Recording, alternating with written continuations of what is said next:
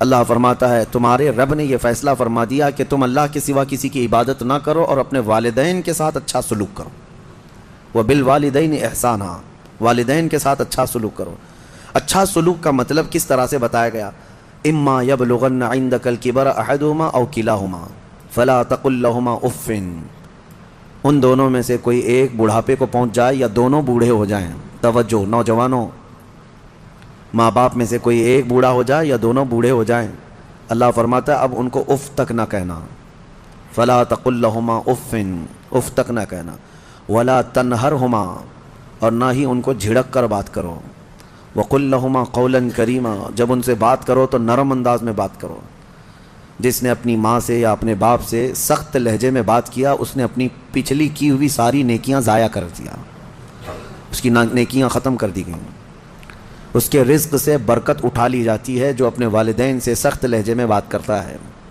نافرمان جس نے اپنے والدین کا دل دکھایا، حدیث پاک میں میرے آقا صلی اللہ علیہ وسلم فرماتے ہیں، حضور فرماتے ہیں میں اگر چاہوں تو اس کے گھر کو آگ لگا دوں دنیا میں ہی، اس کو جینے کا کیا حق ہے؟ یہ سخت ترین چیز ہے. ہمارے بچے، ہمارے نوجوان، ان کو ایسا لگتا ہے ماں باپ بالکل عام سے لوگ ہیں، جیسے چاہیں ویسے بات کریں. انہوں نے تمہیں لاڑ و پیار سے پالا ہے تو اس کا مطلب یہ نہیں ہے کہ تم ان کے اوپر حاکم بنو. اور آج کے بچے جو کر رہے ہیں اپنے ماں باپ کے ساتھ، اس سے وہ حدیث پاک ثابت آ جاتی ہے. میرے آقا نے فرمایا سچ، قیامت کی نشانیوں میں سے ایک نشانی ہے ان تلد الامۃ ربتہا، عورت جو ہے اپنا سردار جنے گی. یعنی عورت سے جو بیٹا پیدا ہوگا وہ سردار بنے گا، یعنی خود ماں کے اوپر ہی حکومت کر رہا ہے. باندی اپنا سردار جنے گی، مطلب یہ ہے ماں باندی بن کر کے رہے گی، کنیز بن کر کے رہے گی، اور بیٹا حاکم بن کر رہے گا. یہ اکثر گھروں کا رواج ہے. ماں تو کام کی مشین ہے، ماں تو باندی ہے، گھر کی کنیز ہے. وہ تمہیں جو چاہیے وہ سب اس ماں سے ہی کرواؤ. ماں تمہارے کپڑے بھی دھوئے، ماں تمہارا کچرا بھی صاف کرے، ماں تمہارے برتن بھی دھوئے، تم جہاں بیٹھے ہو وہاں تمہارے لیے کھانا بھی لا کر پروسے. کنیز ہی تو ہے تمہاری، تم نے اس کو باندی بنا رکھا ہے، پلس اس کے اوپر حکم الگ جماتے ہو. اتنا سخت ترین گناہ ہے یہ. اللہ نظر رحمت نہیں فرماتا اس بندے پر، اللہ نظر رحمت نہیں فرماتا. نبی پاک صلی اللہ تعالیٰ علیہ وسلم کے فرامین اگر دیکھیں، ان لوگوں کی فضیلت آئی ہے قرآن میں بھی اور حدیث میں بھی. آپ کو میں بتاؤں، سیدنا موسیٰ علیہ الصلوۃ والتسلیم نے ایک بار اللہ کریم کی بارگاہ میں یوں عرض کی کہ مولا میرا جنت میں رفیق کون ہے؟ دنیا میں بہت سارے قریبی ہیں، جنت میں میرا رفیق، میرے ساتھ رہنے والا کون ہے؟ اللہ تبارک و تعالیٰ نے فرمایا کہ فلاں ایک گوشت کا کاروباری ہے، قصاب ہے، اس کا نام بتایا کہ یہ آپ کا جنت میں رفیق ہوگا. سیدنا موسیٰ علیہ السلام ڈھونڈتے ہوئے اس کو گئے کہ یہ قصاب کہاں رہتا ہے. جا کر دیکھا تو وہ دن بھر گوشت بیچ رہا تھا. اس کے ساتھ رہے کہ اس کی ایسی کون سی نیکی اللہ کہ اس کو نبی کے ساتھ رکھا ہے جنت میں. شام ہوئی تو موسیٰ علیہ السلام نے اس سے کہا کہ میں تیرے ساتھ چلوں گھر. اس نے کہا بہت اچھی بات ہے، آپ چلیے میرے ساتھ، میرے گھر مہمان ہو. گھر لے کر آیا، اس کے چھوٹے بچے بھی تھے. موسیٰ علیہ الصلوۃ والتسلیم گھر گئے تو دیکھا اس نے جلدی سے اپنے گھر میں جا کر کچھ چیز روٹی یا دودھ لیا، اور اللہ کے نبی کو بھی بٹھایا ہے اور اپنے بچوں کو بھی بٹھایا ہے، اور اس کی ماں بستر پر تھی، اسے جا کر دودھ میں روٹی چور کر نرم کر کر کے کھلا رہا ہے. اور اس کی ماں بستر پر سے ہاتھ اٹھاتی اور کہتی ہے مولا میرے بیٹے کو تو جنت میں موسیٰ کا ہم نشین بنا دے. یہ اللہ تبارک و تعالیٰ نے اس ماں کی دعا سے اس بندے کو، ماں کے خدمتگار کو جنت میں موسیٰ علیہ السلام کا رفیق بنایا. میرے عزیزو، ماں باپ کو اپنے کنیز یا اپنے غلام نہ سمجھنا. یہ باندی یا تمہارے غلام نہیں ہیں. اور رب تبارک و تعالیٰ نے ان آیتوں میں فرمایا وَاخْفِضْ لَهُمَا جَنَاحَ الذُّلِّ مِنَ الرَّحْمَةِ وَقُلْ رَبِّ ارْحَمْهُمَا كَمَا رَبَّيَانِي صَغِيرًا. ان کے سامنے جب جاؤ تو اپنے بازوؤں کو نرمی سے بچھا دو. بازوؤں کو بچھا دینا مطلب کیا ہے؟ ان کے سامنے عاجزی کرو. تمہارے باپ بوڑھے ہو جائیں، تمہاری ماں بوڑھی ہو جائے، ان کو یہ احساس بھی نہ ہونے دو کہ وہ ایک چیز کو بار بار بول رہے ہیں. یہ آداب میں لکھا بھی ہے مفسرین نے کہ بڑھاپے میں اگر وہ تم سے دوسری بار سوال کریں ایک ہی چیز کو تو یوں نہ کہنا کہ ابا ابھی تو پوچھے تھے پھر پوچھ رہے ہو آپ، بلکہ ہر بار نئے انداز میں ان کو جواب دو تاکہ اسے احساس بھی نہ ہو کہ وہ بھول رہا ہے. یہ حقیقت میں فرمانبرداری ہے بچوں کی. ورنہ دنیا پرست آج ایسے ہو گئے ہیں کہ نعوذ باللہ من ذالک، ماں باپ کو وہ دیکھنا بھی پسند نہیں کرتے، بات کرنا بھی پسند نہیں کرتے. کتنے بوڑھے ایسے ہیں، کتنے بوڑھے ایسے ہیں. پھر بھی غنیمت ہے ہمارے ملک میں، یورپین کنٹریز، امریکہ میں ایسے حالات ہیں کہ بوڑھے اپنے گھروں میں رہتے رہتے مر جاتے ہیں. ہاسپٹل کو پڑوسی لوگ اطلاع کرتے ہیں کہ اس گھر میں جو بوڑھا تھا انتقال کر گیا، آ جاؤ اس باڈی لے جاؤ. بیٹے نہیں ہوتے ساتھ میں، کوئی نہیں ہوتا. اور آپ پوچھ لینا، مجھے وہاں کے رہنے والوں نے بتایا ہے کہ ایک بوڑھا یا ایک بوڑھی عورت کو کبھی کوئی پوتا ملنے آئے تو اس دن اس کی عید کا دن ہوتا ہے. وہاں پر بہت اس کو اہمیت دی جاتی ہے کہ کسی کا پوتا یا کسی کا نواسا ناتی ملنے کے لیے آ گیا بوڑھے کو، تو کہا گیا کہ اس کا گھر جو ہے عید کی طرح ہو جاتا ہے. اتنی خوشیاں ہوتی ہیں. اس طرح سے اولاد کو دور کرنے کا نظام بنا کر وہ دنیا میں امن کی بھی بات کرتے ہیں. بہرحال یہ قیامت کی نشانیاں ہیں. حضور پاک صلی اللہ تعالیٰ علیہ وسلم نے اس شخص کے لیے ہلاکت کی دعا کی ہے. ممبر پر کھڑے ہو کر کے میرے آقا نے ہلاکت کی دعا کی ہے، مولا وہ شخص ہلاک ہو، برباد ہو جائے. حضرت جبرائیل امین نے دعا کی اور حضور نے آمین کہا. وہ شخص ہلاک و برباد ہو جائے جو اپنے ماں باپ کو پایا لیکن ان کی خدمت نہیں کر سکا، ان کی خدمت نہیں کر سکا اور ان کو راضی کر کے جنت نہیں حاصل کر سکا. ایسا شخص ہلاک و برباد ہو جائے. حضور نے آمین کہا. اس بات کو سمجھو. کتنی مائیں ہیں جو ہمارے پاس اپنے بچوں کے متعلق کہتی ہیں، کتنے باپ ایسے ہیں جو اپنے بچوں کے متعلق ہمارے پاس کہتے ہیں، اور کتنے تو ایسے ہیں جو یہ کہتے ہیں کاش میری اولاد نہ ہی ہوتی تو میں سکون سے ہوتا. تو تم ایسے تو نہ بن جاؤ کہ تمہارے والدین تمہارے پیدا ہونے پر بھی افسوس کرنے لگ جائیں. وہ زیادہ دن تک تمہارے ساتھ رہنے والے نہیں ہیں، کیا خبر. اس لیے کوشش یہ کرو کہ ان کا احترام کریں، جتنے دن ہیں ان کو سکون کی سانس لینے دو، اور ہو سکے تو اپنے ہاتھ سے ان کی خدمت کرو، اپنے ہاتھوں سے ان کی خدمت کرو، کیونکہ ان کی خدمت کا بدلہ تم دے ہی نہیں سکتے. جب تم ماں کے پیٹ میں 9 مہینے تھے، ایک جھٹکا جو تم نے لگایا، تم 7 بار اپنی ماں کو حج کرا کر کے بھی اس جھٹکے کا اجر نہیں دے سکتے، اس کا بدلہ نہیں چکا سکتے. تم اپنی ماں کو کندھے پر بٹھا کر حج بھی کرا لو 7 مرتبہ، تب بھی تم اس کا وہ حق نہیں ادا کر سکتے. بہت بڑا عظیم حق ہے. اور کتنے ہلکے میں دھڑلے سے نوجوان اپنی ماؤں کو گالیاں تک دیتے ہیں، نعوذ باللہ. اور فرمایا گیا کہ جب ماں باپ، ایک نشانی میں آپ کو بتا دوں آپ کی زندگی کی، سب کو بتا دیتا ہوں، اپنی اپنی زندگی میں اس کو جانچ لینا. ابھی کل ہی کی بات ہے، میرے سامنے ایک بات آئی تھی، تجربے کی ہے اس لیے میں آپ کے سامنے کہہ رہا ہوں. اللہ ایسا ہرگز نہ ہونے دے ہمارے گھر میں جس دن ماں اور باپ بیٹے سے بات کرنے میں ڈرنے لگ جائیں کہ پتہ نہیں بیٹا ناراض نہ ہو جائے. فرمایا گیا اس دن اس کے رزق کے دروازے بند ہو چکے ہوں گے، اس کی برکت کے دروازے ختم ہو چکے ہیں. ماں باپ جب بچے سے ڈرنے لگ جائیں کہ کچھ کہوں گا تو بیٹا روٹھ نہ جائے، الٹا جواب دے دے گا، رس کر کے روٹ کر کے گھر چھوڑ کر بھاگ جائے گا. یہ سب حالات سے جب ماں باپ تم سے بات کرنے میں ڈرنے لگ جائیں، ڈانٹنا تو وہ بہت پہلے ہی چھوڑ چکے ہیں، اب بات کرنے میں بھی ڈرنے لگ جاتے ہیں جب بچہ جوان ہوتا ہے. اصل خدمت اور اصل فرمانبرداری یہی ہے کہ تم جوان اور طاقتور ہو اور وہ بوڑھے ہو چکے ہیں. اور جب ماں باپ جوان رہتے ہیں اور بچہ چھوٹا ہوتا ہے سب ادب کرتے ہیں، کیونکہ اس وقت ماں باپ طاقتور ہیں، کما بھی رہے ہیں، اور بچے کے اندر طاقت نہیں، وہ عزت ہی کرتا ہے، احترام کرتا ہے. اصل عزت اور احترام اس وقت ہے جب تم کما رہے ہو، طاقتور ہو گئے ہو اور ماں باپ بوڑھے ہو چکے ہیں. اب دیکھا جائے گا تمہارا امتحان کہ تم اپنے ماں باپ کے ساتھ اب کس طرح سلوک کرتے ہو. اللہ کریم ہم سب کو والدین کی فرما برداری عطا فرمائے، اور جن کے والدین موجود ہیں وہ خدمت کر کے وہ جنت حاصل کریں. قرآن پاک کی ایک آیت اللہ تعالیٰ نے یہ بھی فرمایا، وَلَا تَمْشِ فِي الْأَرْضِ مَرْحًا، زمین میں اکڑ کر مت چلو، إِنَّكَ لَن تَخْرِقَ الْأَرْضَ وَلَن تَبْلُغَ الْجِبَالَ طُولًا، تمہارے اکڑ کر کے چلنے سے نہ زمین پھٹے گی نہ تم یعنی پہاڑوں کے برابر بلند ہو سکو گے. تم ذرا دیکھو تمہاری حیثیت کتنی ہے.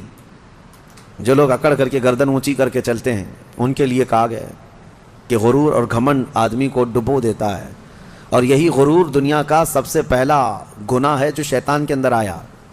اس نے آدم علیہ السلام کو سجدہ جو نہ کیا وہ اکڑ ہی تو تھی، میں کیوں جھکوں اس کے سامنے. اور یہ اکڑ اللہ کو بالکل پسند نہیں. حدیث پاک میں ہے قیامت کے دن جو غرور اور تکبر کرتے تھے ان کو چونٹیوں کی طرح بنایا جائے گا، اور پورے اہل محشر سے کہا جائے گا ان کو اپنے پیروں سے روندو. غرور اور تکبر نہ آنے کے لیے جو علاج ہے اس میں کوشش یہ کرو کہ سلام میں تم پہل کرو. مسلمان کو دیکھو تو پہلے سلام کرو. عاجزی آنے کا ایک راستہ ہے، غرور اور تکبر کو ختم کرنے کا ایک ذریعہ ہے. میرے آقا صلی اللہ علیہ وسلم نے فرمایا سلام کرو ہر ایک کو. اور دوسری بات یہ ہے کہ نبی پاک صلی اللہ تعالیٰ علیہ وسلم نے یہ فرمایا کہ جو شخص یہ خواہش کرتا ہے کہ لوگ اس کے لیے کھڑے رہیں، جو خواہش کرتا ہے تو اس کے اندر یہ تکبر ہے۔ جو شخص یہ خواہش کرتا ہے کہ لوگ اس کے عزت کے لیے کھڑے رہیں، وہ اس کے اندر غرور ہے، تکبر ہے۔ ہاں، بغیر اس کی خواہش کے کوئی تعظیم کرتا ہے تو یہ اس پر قصور نہیں ہے۔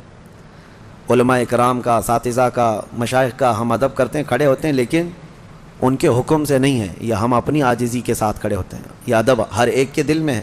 ماں باپ آئے ہیں تو ہم کھڑے ہو جاتے ہیں۔ ماں باپ کے لیے کھڑا ہونا، مشائخ کے لیے کھڑا ہونا، یہ ایک مستحسن کام ہے۔ لیکن ہر آدمی اگر کوئی یہ سوچے کہ سارے دنیا میرے لیے کھڑی ہوتی رہے تو اس کے اندر یہ تکبر ہے، اس کے اندر غرور ہے، یہ گھمنڈ ہے۔ اللہ تعالیٰ ایسی چیزوں سے محفوظ فرمائے۔ میں سورہ کہف کو عرض کرتا ہوں کیونکہ بہت فضیلت والی سورہ آج ہم نے تلاوت کی ہے۔ بالکل بیچوں بیچ میں یہ سورہ آئی ہے قرآن پاک کے، سورۃ الکہف۔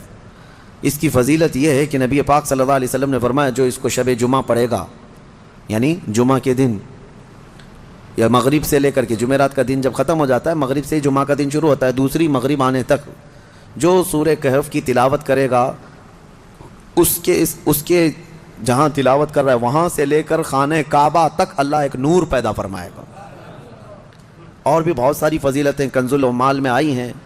فرمایا کہ جو سورہ کہف پڑھے گا اللہ اسے 3 دن تک ہر طرح کے گناہوں سے بچا لے گا، اور پھر کنٹینیو کرتا رہے۔ اور میرے آقا صلی اللہ علیہ وسلم کی ایک حدیث یہ بھی ہے کہ جو سورہ کہف کی شروع کی 10 آیتیں ہیں، ایک پیج میں پوری 10 آیتیں ہیں، جو یاد کر لے گا دنیا کا سب سے بڑا فتنہ دجال جب آئے گا اللہ اس کو اس فتنے سے محفوظ فرمائے گا۔ وہ دجال کے فتنے سے محفوظ رہے گا، ورنہ دجال کا فتنہ بہت سخت ترین ہوگا۔ یہاں باباؤں کے فتنے سے لوگ نہیں بچ رہے ہیں۔ کوئی چمتکاری بابا آ جائے تو سب اس کے سامنے بھیڑ لگا دیتے ہیں۔ دجال تو مردے کو زندہ کر کے دکھائے گا، بارش بھی برسا کے دکھائے گا۔ ہاں، دجال خالی چٹی نکال کے نہیں دکھائے گا، ہاں وہ گھاس بھی اگا کر دکھائے گا، سبزے بھی نکالے گا، بہت ساری چیزیں ایسے عجوبے کر کے دکھائے گا۔ لیکن بہت لوگ اس کے پیچھے اندھا دھند بھاگنے لگ جائیں گے کہ ہمارا خدا اتر پڑا۔ صرف ایمان والے جن کو اللہ بچانا چاہے وہ اس کے فتنے سے محفوظ رہیں گے۔ ایک تو بچ جانا الگ ہے، لیکن جو اس پر ایمان نہیں لاتا ان کو وہ سزا بھی دیتا ہے۔ دجال جو ہے دونوں ٹانگیں پکڑ کر چیر دے گا، کچھ لوگوں کو کھولتے ہوئے تیل میں بھی ڈال دے گا۔ اس کا رعب و دبدبہ ہوگا، اس کا غلبہ ہوگا۔ اس کے لیے مومنین کو وہ اذیتیں بھی دے گا، تکلیفیں بھی دے گا، لیکن جو جمع رہا اس کے لیے بہت بڑی جنت ہے، بہت بڑی جنت کا اللہ نے وعدہ فرمایا۔ لہٰذا اس فتنے سے حفاظت کے لیے حدیث میں ملتا ہے کہ جو سورہ کہف کی 10 آیتیں روزانہ رات کو پڑھ لیا کرے، اللہ تعالیٰ اس کو دجال کے فتنے سے محفوظ فرماتا ہے۔ اللہ کریم ہم سب کو دجال کے آنے تک دنیا میں نہ رکھے۔ اگر فتنہ اللہ تبارک و تعالیٰ کوئی آزمائش کا ارادہ فرمائے تو ہمیں بغیر آزمائے، بغیر فتنے میں مبتلا کیے دنیا سے اٹھا لے، ہمیں صحیح و سلامت اللہ موت عطا فرمائے۔ اس پورے پارے میں 3 سوالات کرنے کے لیے یہودی آئے تھے حضور صلی اللہ علیہ وسلم کے پاس۔ اب ایک بات میں بتاتا ہوں، یہ سورہ جو اتری ہے نا پوری، یہودی جو ہے ٹیسٹ لینے کے لیے آئے تھے کہ اللہ کے آخری نبی ہیں تو ہم کچھ ایسے سوالات کریں گے جن کے جواب عربوں کو تو نہیں معلوم تھے، عربوں کو نہیں معلوم، وہ صرف اہل کتاب جانتے تھے۔ وہ 3 سوالات کیا لے کر کے آئے تھے حضور صلی اللہ علیہ وسلم سے؟ انہوں نے کہا روح کس کو کہتے ہیں؟ روح جہاں معلوم ہے نا، ہے سب کے پاس ابھی، روح کس کو کہتے ہیں؟ دوسرا ان کا یہودیوں کا سوال تھا اصحاب کہف کون تھے اور کتنے تھے؟ یہ غار والے لوگ کون تھے اور کتنے تھے؟ یہ سوال انہوں نے لا کر کے پیش کیا۔ تیسرا سوال تھا ذوالقرنین کون ہیں؟ حضور پاک صلی اللہ علیہ وسلم نے فرمایا جاؤ میں کل اس کا جواب دوں گا۔ اب سنو، یہ کس کے لیے؟ نبی رحمت سید الانبیاء کے لیے۔ سنو توجہ سے، جو بڑے ڈھیٹ سے کہتے ہیں نا، عام لوگوں کی بات کر رہا ہوں۔ رسول رحمت صلی اللہ علیہ وسلم نے یہودیوں سے کہا کہ کل آ جانا، میں بتا دوں گا۔ تو حضور کا یہ ارادہ تھا کہ آیتیں اتریں گی، وہی آئے گی تو میں اس سے جواب دوں گا۔ کوئی آیت نہیں آئی، کوئی وحی نہیں آئی۔ دوسرے دن یہودی آئے، حضور پاک صلی اللہ علیہ وسلم نے ان سے فرمایا کہ جاؤ میں اور کل بتاؤں گا۔ 2 مرتبہ 3 مرتبہ حضور صلی اللہ علیہ وسلم نے ٹال دیا، اور یہودیوں کو یہی چاہیے تھا، بہانہ بدنام کرنے کے لیے، پروپیگنڈا پھیلانے کی۔ اب آیتیں نہیں آئیں، کئی دن تک وقفہ ہو گیا۔ روز آیت آتی تھی، کبھی دن میں کئی مرتبہ آیتیں اترتی تھی، لیکن اتنا لمبا وقفہ ہو گیا۔ حضور اکرم صلی اللہ علیہ وسلم کے قلب اطہر پر یہ بات بہت گراں گزر رہی تھی کہ کیا ہو گیا. تب پھر اللہ تعالیٰ نے یہ سورہ تو اتاری، سورہ کہف، لیکن اس میں یہ فرمایا وَلَا تَقُولَنَّ لِشَيْءٍ إِنِّي فَاعِلٌ ذَلِكَ غَدًا، اے محبوب ہرگز ہرگز یہ مت کہنا کہ کل میں یہ کر دوں گا. یہ اللہ تعالیٰ کو پسند نہیں ہے. اپنے رسول کو اللہ تعالیٰ فرما رہا ہے ہرگز یہ مت کہنا کہ کل میں یہ کر دوں گا، الا ان یشاء اللہ، جب بھی کہنا تو یوں کہنا اگر اللہ چاہے تو کروں گا. یہی ہے انشاءاللہ. انشاءاللہ جو ہم کہتے ہیں بعض لوگوں کو شک لگنے لگتا ہے، ارے پکا بولو نا. انشاءاللہ ہر پکی بات پہ بھی بولا جائے. ہاں یہاں ہمارے ہاں اس طرح کا رواج ہے. شروع میں ایسا تھا، ہم جو ہے مصر میں بس جا رہی تھی ہمارے جہاں جانا ہے کالج کلیہ پہ، نمبر بھی وہی ہے بس کا، لیکن شک ہو رہا تھا. تو بس کے ڈرائیور سے ہم نے پوچھا کہ یہ کلیہ جائے گی، مدینہ نصر جائے گی؟ اس نے کہا انشاءاللہ. تو منہ دیکھتے کھڑے رہ گئے. پھر سے اس سے پوچھا کہ جائے گی وہاں پہ جائے گی؟ اس نے کہا انشاءاللہ بیٹھو. یہ انشاءاللہ وہ یقین کے لیے بول رہے ہیں، لیکن جو کھڑے ہیں ان کو ایسا لگ رہا ہے پتہ نہیں یہ پکا ہے بھی کہ نہیں ہے. نعوذ باللہ یہاں لوگوں نے بھی جو ہے اس طرح سے بنا لیا ہے کہ اگر ان کو ایسا لگتا ہے کہ ڈاواں ڈول ہے تو ہم یہ بول کے نکل جائیں. ٹھیک ہے، اگر آپ کو کسی معاملے میں شک ہے تب بھی کہو انشاءاللہ، لیکن جس معاملے میں یقین ہے اس میں بھی کہو انشاءاللہ. یقین ہے اس میں بھی کہو انشاءاللہ. اب آپ کو اس مجلس میں بیٹھے ہیں، آپ گھر جانا ہے نا آپ سب کو، جبکہ پکا معلوم ہے ابھی اٹھیں گے اب جائیں گے آپ سب لوگ، لیکن آپ کو کہنا کیا چاہیے؟ انشاءاللہ. اگر اللہ چاہے تو میں جاؤں گا، ورنہ ہمیں پتہ نہیں دروازے کے باہر نکلنے سے پہلے بھی موت آ سکتی. انشاءاللہ کی عادت ہو. اور اللہ نے اپنے رسول کو تنبیہ فرمائی ہے کہ آپ ایسا نہ کہیں کہ کل میں بتا دوں گا، بلکہ یوں کہیں کہ اگر اللہ چاہے تو، اگر اللہ چاہے تو. یہاں لوگوں میں یہ رواج قائم ہو، ہر ایک آدمی یقین والے معاملے میں بھی کیا کہے؟ انشاءاللہ. اللہ تعالیٰ چاہے تو میں یہ کروں گا. ہمارے استاد ایک کہتے تھے، ایک آدمی گھوڑا خریدنے کے لیے آیا، پیسے تھے اس کے پاس 50,000 روپے. امام صاحب کے پاس آیا، کہا کہاں جا رہے ہو؟ کہا گھوڑا خریدنے جا رہا ہوں. تو حضرت نے پوچھا کب؟ آج ہی خریدو گے؟ کہا اب بھی خرید کے لا رہا ہوں. امام صاحب نے، حضرت نے کہا بیٹا انشاءاللہ بولو. کہا انشاءاللہ کچھ نہیں، ابھی جا رہا ہوں مارکیٹ میں، دیکھو پیسہ بھی ہے، لے کے یہاں آؤں گا. یہ یہاں کا رواج ہے، یعنی انشاءاللہ وغیرہ کی ضرورت نہیں ہے، ابھی جا رہا ہوں پکا ہے، لے کے آؤں گا. انہوں نے کہا پھر بھی بولو. کہا نہیں اس کی کیا ضرورت ہے. گیا وہ گھوڑا خریدنے کے لیے مارکیٹ میں گیا تھا، اس سے پہلے کھانے کے لیے کسی ہوٹل میں گیا، کھانا کھایا، خوب بریانی وغیرہ ساری چیزیں. کسی نے اس کے پاس پیسے مار لیے، پوری پاکٹ کاٹ لیا، پورے جتنے پیسے تھے. اب اس کے بعد اٹھا، اس کے پاس بل دینے کے لیے بھی پیسے نہیں تھے. تو ہوٹل والوں نے کہا کہ یہ تو چور اچکا دکھ رہا ہے، اتنا سب کھا لیا اور بل دینے کے لیے برسوں پہلے کی بات ہے. اس کو وہیں پر لگا دیا اور کہا کہ پورے برتن دھل کے جائے یہاں سے. ہوٹل کے پورے برتن اس سے دھلوائے، صفائی کروائے. شام ہو گئی، کپڑے میلے تھے، کچیلے ہیں، پتہ نہیں کتنے ٹیبل صاف کیا، برتن دھویا اور واپس منہ لٹکائے آیا. حضرت بیچ میں مل گئے امام صاحب. کہا کہاں ہے گھوڑا؟ تو اس نے کہا میں انشاءاللہ گیا تھا گھوڑا لانے، انشاءاللہ کھانا کھا رہا تھا، انشاءاللہ کسی نے پیسے چرا لیا، پھر انشاءاللہ ہوٹل والے نے جو ہے برتن منجوایا، پھر انشاءاللہ میں ٹیبل صاف کیا، پھر انشاءاللہ واپس آیا. اب تو ہر بات پہ انشاءاللہ. میرے عزیزو، یہ کوئی انشاءاللہ یہ محاورہ نہیں ہے، تکیہ کلام نہیں ہے، یہ یقین کو جتاتا ہے. اللہ کی ذات سے آپ کا کتنا گہرا تعلق ہے. لٹ جانے کے بعد مت کہو، سب کچھ ہونے کے وقت بھی کہو کہ اگر میرا مولا چاہے. اسی طرح کی ایک روایت حضرت سلیمان علیہ السلام کے متعلق ہے. ان کی 100 بیویاں تھیں. انہوں نے ایک رات یوں کہا کہ آج کی رات میں اپنی ساری بیویوں کے پاس جاؤں گا، سب سے صحبت کروں گا اور ہر ایک سے ایک مجاہد بیٹا پیدا ہوگا. لیکن انہوں نے انشاءاللہ نہیں کہا تھا. وہ گئے، رات ساری بیویوں سے ملاقات کی. اللہ کے نبی ہیں، نبی کی طاقت کو عام انسانوں سے کمپیئر نہیں کریں بہرحال. لیکن ان کے اس قول کا کچھ بھی نہیں ہوا. بعد میں ایک ہی بیوی سے ایک بیٹا پیدا ہوا، کمزور. روایتوں میں یہ فرمایا گیا کہ اللہ نے فرمایا اگر انشاءاللہ وہ کہتے ہیں، اللہ اگر چاہے تو رب تعالیٰ ساری چیزیں ویسی فرماتا جیسے انہوں نے کیا. بہرحال یہ تنبیہ کے لیے ہے، درس کے لیے. اب جب نبیوں کے لیے اللہ تعالیٰ نے یہ فرمایا ہے تو عام انسانوں کے لیے کیا ہے؟ خیر آیتیں اتری اور پھر اللہ نے بتا دیا اپنے محبوب کو روح کیا چیز ہے، اصحاب کہف کون تھے، ذوالقرنین کون ہے۔ یہ تینوں کے جوابات جو یہودی پوچھ کر کے پروپیگنڈا پھیلا رہے تھے کہ رسول کو نہیں پتہ ہے، اللہ نے قرآن میں یہ تینوں کے جوابات اتارے۔ روح اللہ کا ایک حکم ہے، اللہ کا نور ہے، اور اصحاب کہف اللہ نے فرمایا کچھ لوگ کہتے ہیں 5 تھے 6 تھے اور کچھ کہتے ہیں 7 تھے، 8واں ان کا کتا ہے۔ اے محبوب آپ فرما دیں ان کی صحیح تعداد اللہ ہی کو معلوم ہے، 7 لوگ تھے نوجوان۔ اور ذوالقرنین ان کے بارے میں پھر میں بتاؤں گا۔ اصحاب کہف کے بارے میں مختصر سی بات بتا دیتا ہوں۔ ایک بادشاہ تھا دقیانوس، وہ بادشاہ مرتد اس طرح کہ وہ آخرت کا بھی انکار کر رہا تھا اور وہ اپنا ایک الگ دھرم چلا رہا تھا۔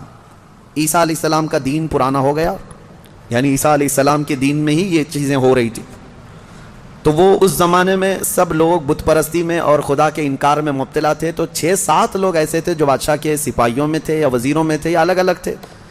یہ لوگ پوشیدہ طور پر اللہ ہی کی ذات پر یقین رکھتے تھے، ایمان رکھتے تھے، لیکن یہ ظاہر نہیں کر رہے تھے کہ ان کے بادشاہ مار ڈالے گا۔ لیکن کب تک اس طرح چھپ کر کے رہیں؟ تو یہ 7 لوگ یا 8 لوگ جتنی ان کی تعداد تھی، ایک جگہ یہ لوگ مل لیا اور کہا کہ ہم یہ شہر چھوڑ کر بادشاہ کی سلطنت سے دور چلے جاتے ہیں تاکہ ہمیں ہمارے دین پر آسانی سے عمل کا موقع ملے۔ وہ سب بادشاہ کو چھوڑ کر کے اچانک ایک دن رات کو طے کر کے نکلے۔ راستے میں ایک کتا ان کے ساتھ ہو گیا۔ انہوں نے کتے کو کہا کہ یہ کتا کہیں بھوکے گا تو ہم کو پکڑوا دے گا، اس کو چھوڑ دو۔ تو کتے نے فصیح زبان میں کہنا شروع کیا کہ میں بھونک کر پکڑوانے کے لیے نہیں بلکہ میں تمہاری حفاظت کے لیے ساتھ چل رہا ہوں۔ اللہ نے اسے زبان دی، یہ واقعہ موجود ہے۔ جب وہ لوگ نکلے بہت دور، آبادی سے بہت دور نکلے اور ایک غار میں جا کر کے انہوں نے آرام کی غرض سے پناہ لی، گئے اور سوئے۔ اب رب تعالیٰ فرماتا ہے فَضَرَبْنَا عَلَىٰ آذَانِهِمْ فِي الْكَهْفِ سِنِينَ عَدَدًا، ہم نے ان پر ایک لمبے سالوں تک نیند طاری کر دی۔ وہ سوئے تو سوتے رہ گئے۔ اب ہوا یہ کہ بادشاہ کو دوسرے دن کسی نے شکایت کی کہ 7 لوگ آپ کے وزیروں میں سے سپاہیوں میں سے ایسے ہیں جو آپ کے دین پر نہیں، وہ اللہ پر ایمان رکھتے اور وہ شہر چھوڑ کر چلے گئے۔ بادشاہ نے ان کی تلاش جاری کروائی، کہاں ہیں ڈھونڈو۔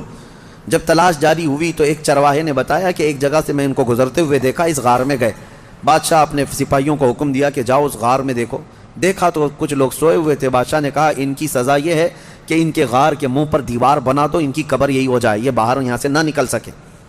اس غار کے منہ کو دیوار چڑھا کر بند کر دیا گیا۔ یہ سزا تھی بادشاہ کی طرف سے کہ وہ میرے دین سے نکلے ہوئے لوگ ہیں۔ خیر سارے لوگ چلے گئے تو ایک چرواہے نے وہاں پر جو موجود تھا اس نے ان کی پوری تاریخ، ان کے نام لکھ دیے، یہ کون لوگ تھے، یہاں کیوں آئے تھے اور ان کے اوپر کیا سزا ہوئی۔ بات ہو گئی۔ یہ دقیانوس بادشاہ کا ظلم تھا، وہ لوگ چلے گئے۔ اب یہ لوگ سوتے رہے، قرآن میں ہے 309 سال تک سوتے رہے۔ 309 سال، اصل میں یہ 300 سال ہی ہیں، لیکن یہ جو سورج کے سال ہیں جن کو شمسی سال کہتے ہیں، جنوری، فیبروری، مارچ، اپریل، یہ شمسی سال ہیں، یہ سورج سے چلتے ہیں۔ اور قمری مہینے جو ہیں چاند سے چلتے ہیں، جو محرم، صفر، ربیع الاول، ربیع الاخر۔ اس میں اور اس میں فرق کیا ہوتا ہے معلوم ہے؟ ہر 100 سال پہ 3 سال کا فرق آ جاتا ہے۔ ہر 100 سال پہ 3 سال کا فرق آ جاتا ہے، یعنی اسلامی مہینے کبھی 29 کے ہوتے ہیں، کبھی 30 کے، کبھی 2 مرتبہ 29 کے ہو گئے۔ یہ جو چاند والے مہینے ہم ان کو اسلامی مہینہ کہتے ہیں، اصل یہ چاند کے مہینے، چاند ایسے چلتے ہیں۔ اور باقی جو سورج سے چل رہے ہیں شمسی مہینے، جنوری، فیبروری، یہ فکس ہیں، ان میں کوئی چاند بھی دیکھنے کی ضرورت نہیں، سورج بھی دیکھنے کی ضرورت نہیں، وہ فکس ہیں۔ تو ان سالوں کے اعتبار سے جو شمسی سال اگر 100 سال ہو گئے تو قمری جو ہے نا 103 سال ہو جائیں گے۔ اس طرح 300 سال شمسی وہ اصحاب کہف سوتے رہے، لیکن قمری مہینوں کے اعتبار سے 309 سال ہو گئے، 9 سال ایکسٹرا۔ تو 309 سال کے بعد اللہ تعالیٰ نے دوبارہ کیسے ان کو اٹھایا؟ اب روایت میں یہ ہے کہ ایک بادشاہ آیا بیدروس، وہ اچھا بادشاہ تھا، منصف تھا، عادل تھا، ایمان والا تھا۔ اس نے اپنی قوم کو ہدایت دینے کی بہت کوشش کی، سمجھا رہا تھا کہ آخرت پر ایمان لاؤ، اللہ دوبارہ موت کے بعد اٹھانے والا ہے۔ لوگ انکار کرتے تھے کہ کچھ نہیں ہوتا، مرنے کے بعد جو ہے نا جیسے جلا کر کے راکھ کر دیے، استھیاں بہا دیا گنگا میں، اب کوئی آنے والا نہیں ہے۔ یہی عقیدہ تھا اس وقت بھی تھا کہ کوئی دوبارہ اٹھایا نہیں جائے۔ عجیب بات ہے، جلا کر راکھ کر کے دریا میں بہاتے ہیں اور کہتے ہیں کہ حساب کتاب کچھ نہیں ہوگا، لیکن پورن جنم کا عقیدہ رکھتے ہیں، نہیں دوسرے جنم میں چوہا بلی ہو کے پیدا ہو سکتا ہے، کتا بھی بن کے پیدا ہو سکتا ہے۔ اچھے گن کیا تھا تو کچھ اچھا بن کے پیدا ہوگا، اب برے گن کیا تھا تو دوسرے جنم میں پتہ نہیں کیا بن کے پیدا ہوگا۔ اب یہ جتنے حکومت میں بیٹھے ہم دیکھتے ہیں کیا بن کے پیدا ہوں گے ان کے حساب سے۔ ہمارا عقیدہ تو نہیں ہے، ہمارے ہاں ایک بار موت کے بعد دوبارہ قیامت کے دن ہی اٹھایا جائے گا، قیامت کے دن ہی دوبارہ اٹھایا جائے گا۔ اس کا انکار کر رہے تھے لوگ کہ دوبارہ اٹھایا نہیں جائے گا، تو بیدروس بادشاہ اللہ کی بارگاہ میں دعا کر رہا تھا، مولا کوئی ایسی نشانی بتا دے کہ جس نشانی کو دیکھ کر کے یہ قوم ایمان لے آئے۔ تو اس بادشاہ کی دعا پر اصحاب کہف جو 300 سال سے سو رہے تھے، اللہ نے ان کو دوبارہ اٹھایا۔ وہ اٹھے، انہوں نے آپس میں ایک دوسرے کو سوال کیا کہ ہم کتنے دن کب سے یہاں سو رہے ہیں؟ کسی ساتھی نے کہا صبح آئے تھے دوپہر ہو گئی ہیں، کسی نے کہا نہیں تھوڑا زیادہ سو لیے۔ بعد میں پھر انہوں نے اپنی نشانیاں دیکھی، ناخن بہت بڑے، بال الگ سے دکھ رہے ہیں۔ انہوں نے کہا کچھ تو معاملہ ہے، اللہ بہتر جانتا ہے ہم کتنے دن یہاں ٹھہرے رہے۔ ایمان والے تھے۔ ان ساتھیوں نے ایک اپنے ساتھی کو پیسے دے کر کے بازار بھیجا کہ بھوک بہت لگی ہے، کھانا لے آؤ۔ دیکھیں اللہ دوبارہ زندہ کر رہا ہے تو کھانے کی بھوک بھی ہے، انہیں بھیجا اور اس کو یہ کہہ کر کے بھیجا کہ خبردار کوئی بھی تمہارے اوپر نظر نہ ڈالے بادشاہ کی پولیس، کہ اگر وہ بادشاہ کو پتہ چل گیا تو ہم سب کو گرفتار کر لے گا۔ وہ 300 سال پہلے کی بات بول رہے ہیں۔ اس اپنے ساتھی کو بھیجا اور وہ چھپتے چھپتے شہر میں آیا اور کھانا لیا۔ کھانا لے کر کے اس نے پیسے دیا تو دکان والے نے دیکھا پیسے یہ کون سے 300 سال پہلے کے پیسے۔ ظاہر سی بات ہے حکومتیں بدلتی ہیں، سکے بدل جاتے ہیں۔ اس کی تو سب سے بہترین مثال ہمارے زمانے میں دیکھ لیا۔ آپ لوگوں کو تو یہ سب سمجھانے کی ضرورت نہیں، پرانی 500 کی نوٹ کہاں ہیں، 1000 کی نوٹ کہاں ہیں۔ حکومتیں جب چاہیں ڈی مونیٹائزیشن کرتی رہتی ہیں۔ بہرحال تو وہ سکے جو ہے دیکھ کر کے دکان والے نے پوچھا تھا اچھا وہ چاندی اور سونے کے ہوا کرتے تھے، پوچھا کہ یہ تمہارے ہاتھ کہاں سے آئے؟ کہا یہ میرے اپنے پیسے ہیں۔ دکان والا امانت دار تھا، اس نے دکان میں کھڑا کیا اور جا کے پولیس کو خبر کر دیا۔ پولیس کو خبر کر دیا اور کہا کہ میرے پاس ایک ایسا آدمی آیا ہے، لگتا ہے اس کے ہاتھ میں کوئی پرانا خزانہ ہاتھ میں آیا ہے، لہٰذا اسی لیے میں آ کر کے تم کو خبر دے رہا ہوں۔ اس زمانے کا کوئی بہترین ٹپر ہوگا وہ، جا کر کے پولیس کو پہلے سے ٹپ دے دیا ہے۔ بہت سارے لوگ، اور مجھے تو افسوس اس بات کا ہوتا ہے کہ ہم پر یہ بلیم بھی کرتے ہیں کچھ بڑے لوگ کہ آپ کے محلے ٹپروں سے بھرے ہوئے ہیں، یعنی پولیس کو کہ مخبر جاسوس مسلمان محلوں میں بہت بھرے ہوئے ہیں۔ یہ سب دوسرے لوگ ہم سے کہتے بھی ہیں، خاص کئی لوگ اسی کام میں صبح و شام کر رہے ہیں۔ اب تو لوگوں کو شرم بھی نہیں آتی، فخر سے کالر چوڑا کر کے بولتے ہیں ہاں ٹپ دیتے ہیں، جاسوسی کرتے ہیں۔ کس کی؟ مسلمانوں کی۔ اللہ انہیں ہدایت عطا فرمائے۔ تو وہ بیچارہ دکان والا پولیس کو جو جا کر کے خبر کر دیا، پولیس پوری آ گئی بادشاہ کی، لیکن کون سے؟ اب کے بادشاہ کی، بیدروس کی۔ یہ اصحاب کہف میں سے جو لے کے کھانا لینے آئے تھے ان کو پکڑ لیا، کہا کہ تمہارے پاس یہ پیسے کہاں سے آئے؟ کہا یہ میرے اپنے پیسے ہیں، میرے اور بھی ساتھی وہاں انتظار کر رہے ہیں۔ بادشاہ کے سامنے لے کر کے حاضری پیشی کر دی پولیس نے۔ بادشاہ نے پوچھا یہ کیا ہے، کہاں سے آئے ہو؟ انہوں نے اپنا واقعہ بتایا، اس کرسی پر آپ تو نہیں، کوئی اور تھا، یہاں ہم جب گئے تھے کوئی اور تھا، اب آپ آئے ہمیں معلوم نہیں ہے، ہم یہاں سے اپنا ایمان بچا کر گئے تھے، ہم سوئے غار میں اور بھوک لگی تو کھانے کے لیے آئے۔ بیدروس کو معلوم تھا کہ ایک دقیانوس بادشاہ کے ظلم سے کچھ لوگ شہر چھوڑ کر گئے تھے اور ان کے غار پر دیوار بنا کر ان کی قبر بنا دی گئی تھی۔ جیسے ہی بیدروس کو یہ پتا چلا کہ ان میں سے کوئی آیا ہے، کرسی چھوڑ کر اٹھا اور کہا لے چلو مجھے تمہارے ساتھیوں کے پاس۔ بادشاہ اپنی فوج کے ساتھ نکل پڑا اس غار کے پاس جہاں یہ لوگ سوئے تھے۔ اب غار میں موجود دوسرے ساتھیوں نے دیکھا تو کہنے پکڑا گیا ہمارا ساتھی، دیکھو پوری پولیس کے ساتھ آ رہا ہے۔ لیکن جب بادشاہ آیا دیکھا ان اصحاب کہف کو، دیوار پر ان کی پوری تاریخ بھی موجود ہے اور یہ زندہ سلامت بیٹھے ہوئے ہیں۔ سارے بادشاہ کے ساتھ پوری قوم جتنی تھی سب کے سب اللہ کی بارگاہ میں سجدے میں گر گئے کہ ہم ایمان لاتے ہیں مولا تو قادر مطلق ہے، 300 سال کی نیند کے بعد کسی بھی انسان کو جب اٹھا سکتا ہے تو مرے ہوئے راکھ میں گئے ہوئے انسان کو بھی اٹھانے پر اللہ تو قدرت رکھتا ہے۔ بے شک مولا میرا قادر ہے، اور اسی لیے رب تعالیٰ نے قرآن میں فرمایا منہا خلقناکم وفیہا نعیدکم ومنہا نخرجکم تارۃ اخری۔ پتہ ہے یہ ہم دعا کہاں پڑھتے ہیں؟ ولیمے میں، کھانا کھانے کے وقت، قبرستان میں مٹی دینے کے وقت۔ ہاں کیوں پڑھتے ہیں؟ اس کا مطلب یہ ہے اللہ فرماتا ہے ہم نے اسی سے تمہیں پیدا کیا، مٹی سے، اسی سے ہم نے تمہیں پیدا کیا اور اسی میں ہم تم کو لے جائیں گے اور اسی سے ہم تم کو دوبارہ اٹھائیں گے۔ مٹی دینے کے وقت ہر ایک کو یہ احساس ہونا چاہیے میں اسی سے پیدا ہوا ہوں، اسی میں جاؤں گا اور اسی سے پھر اٹھایا جاؤں گا۔ تو سارے سجدہ ریز ہوئے، ایمان لائے، اور پھر اصحاب کہف واپس اپنے غار میں گئے، پھر سو گئے، اور پھر ان کو لمبی نیند آئی، اور ایسی نیند آئی کہ آج تک سو رہے ہیں۔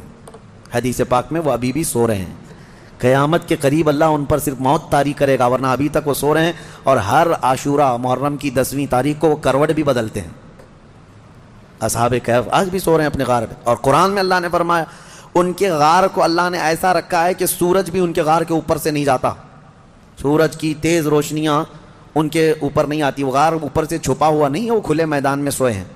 سورج جب ان کے غار کے اوپر سے جاتا ہے تو دائیں ہو جاتا ہے یا بائیں ہو جاتا ہے، موسموں کے حساب سے سیدھے ان کے اوپر سے نہیں جاتا، موسموں کے تھپیڑوں سے اور سختیوں سے بھی اللہ نے ان کو محفوظ رکھا ہے۔ اور قرآن میں اللہ فرماتا ہے کہ تم اگر دیکھو گے وَتَحْسَبُهُمْ أَيْقَاظًا وَهُمْ رُقُودٌ وَنُقَلِّبُهُمْ ذَاتَ الْيَمِينِ وَذَاتَ الشِّمَالِ وَكَلْبُهُمْ بَاسِطٌ ذِرَاعَيْهِ بِالْوَصِيدِ، دیکھنے والا دیکھے گا تو ایسا لگیں گے کہ وہ زندہ بیٹھے ہوئے ہیں جبکہ وہ سو رہے ہیں، اللہ فرماتا ہے، اور وہ کبھی دائیں اور بائیں پلٹتے رہتے ہیں، اور ان کا کتا پالتی مار کر ان کے قدموں میں بیٹھا ہوا ہے۔ لَوِ اطَّلَعْتَ عَلَيْهِمْ لَوَلَّيْتَ مِنْهُمْ فِرَارًا، اللہ فرما رہا ہے اگر تم دیکھنے کی کوشش کرو گے پیٹ پھیر کر کے بھاگ جاؤ گے، تمہارے اوپر اللہ ایسا رعب ڈالے گا، کوئی دیکھ نہیں سکے گا، کوئی دیکھ نہیں۔ اب جارڈن میں ایک جگہ اصحاب کہف کا غار کہہ کر کے بتایا جاتا ہے، اور لوگ اندر گھس کے دیکھ کے بھی آتے ہیں، ویڈیو بھی کر کے آتے ہیں، لیکن قرآن کے اعتبار سے مجھے نہیں لگتا، یہ پتہ نہیں جا کر ہڈیوں کے ویڈیو بنا کر کے لاتے ہیں، اور انٹرنیٹ پہ بھی بہت سارے ویڈیو پڑے ہیں اصحاب کہف کا غار، اصحاب کہف کا غار۔ یہ غار کہاں ہے اور اللہ کیسے محفوظ رکھا ہے، آپ وہاں جا نہ سکیں گے، رعب ایسا اللہ تعالیٰ نے اس غار پر رکھا ہے۔ اب خلاصہ کلام یہ ہے کہ اس میں جو چیزیں عبرت کی ہیں وہ میں کہتا ہوں، وہ کون تھے؟ اللہ کے نبی تھے؟ وہ کون تھے؟ رسول تھے؟ فرشتے تھے؟ نہیں، اللہ فرماتا انہم فتیۃ آمنوا بربہم، بس وہ نوجوان تھے جو اپنے رب پر ایمان لائے تھے۔ اگر نوجوان مضبوط ایمان لائیں، مولا صدیوں تک ان کی حفاظت فرماتا ہے، ان کے ایمان کی برکت دیکھیں۔ اور اتنا ہی نہیں، وہ اچھے لوگ تھے، اچھے لوگ تھے۔